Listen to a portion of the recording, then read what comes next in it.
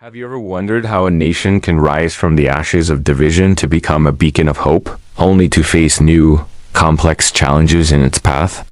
Today, we're diving deep into the incredible, often turbulent, and ultimately inspiring story of South Africa, a journey that is far from over.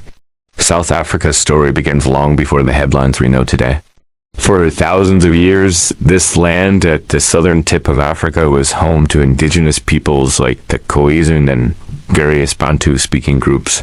They were hunters, herders, and farmers, each with rich cultures and complex societies. Their world was forever changed in the 17th century when the Dutch East India Company established a refreshment station at what would become Cape Town.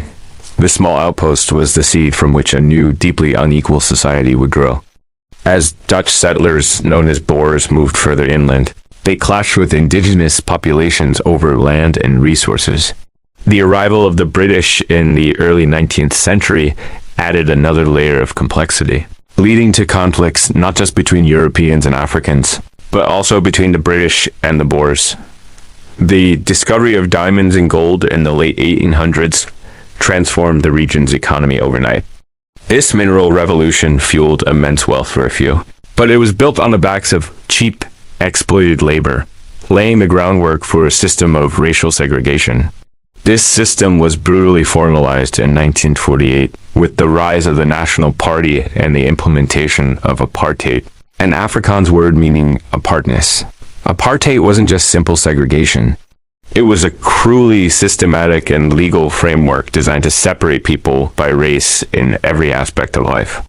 People were classified into racial categories: white, colored, Indian, and black.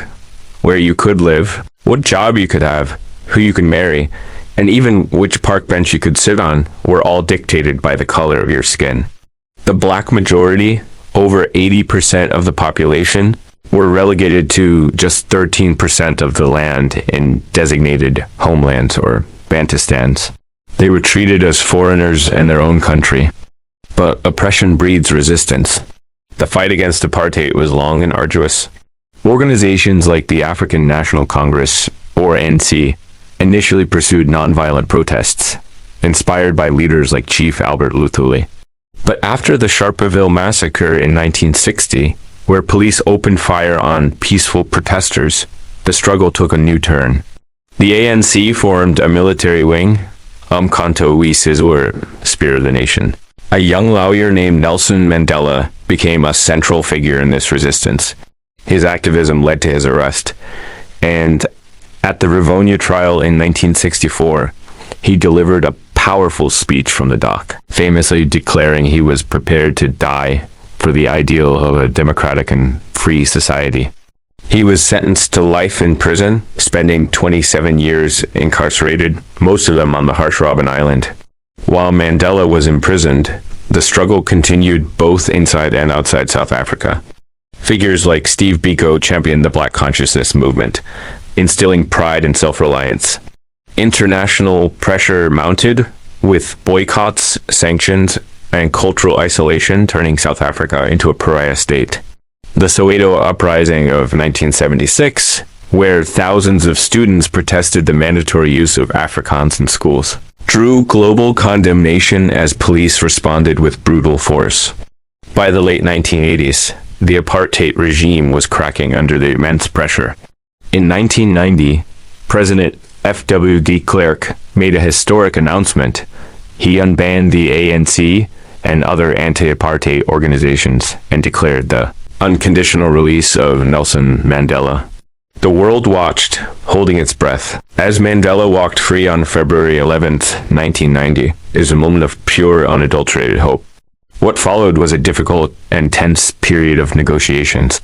The threat of civil war loomed large, but Mandela's leadership, his remarkable capacity for forgiveness and reconciliation, steered the nation away from the brink.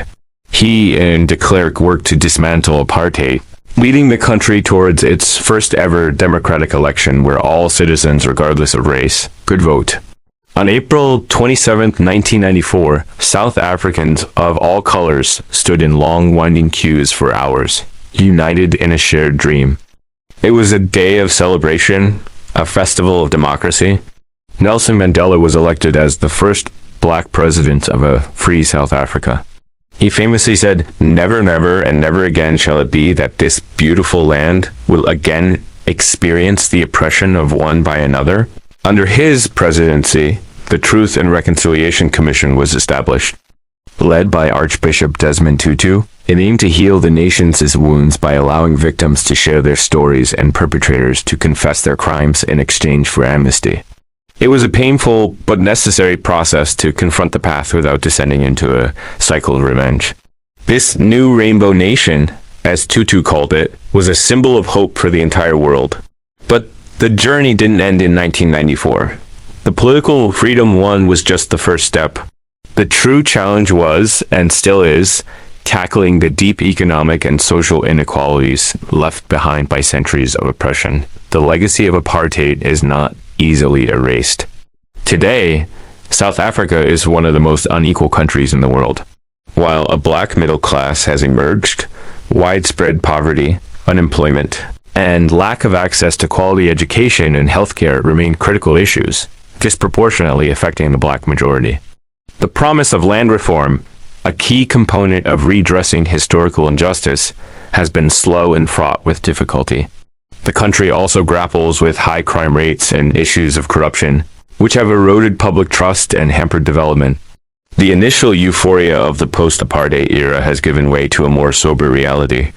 The challenges are immense, and a sense of frustration is palpable among many young South Africans who feel the promises of 1994 have not been fully realized. They are a generation born free, but they inherit a nation still wrestling with its ghosts. Yet, despite these formidable challenges, the story of South Africa remains one of incredible resilience. It is a country with a vibrant civil society, a free press, and a robust democratic framework. Its people, from all walks of life, continue to strive for the ideals articulated by Mandela. They are navigating a complex path, trying to build a truly united and prosperous nation on a foundation scarred by division. South Africa's story is a powerful reminder that freedom is not a final destination, but a continuous struggle. It's an unfinished journey, a work in progress, but one that continues to inspire with its enduring spirit of hope and its relentless pursuit of a better future. What do you think is the biggest challenge facing South Africa today? Let me know your thoughts in the comments below. Thanks for watching, and if you found this journey through South African history insightful, don't forget to like, share, and subscribe for more deep dives into the stories that shape our world.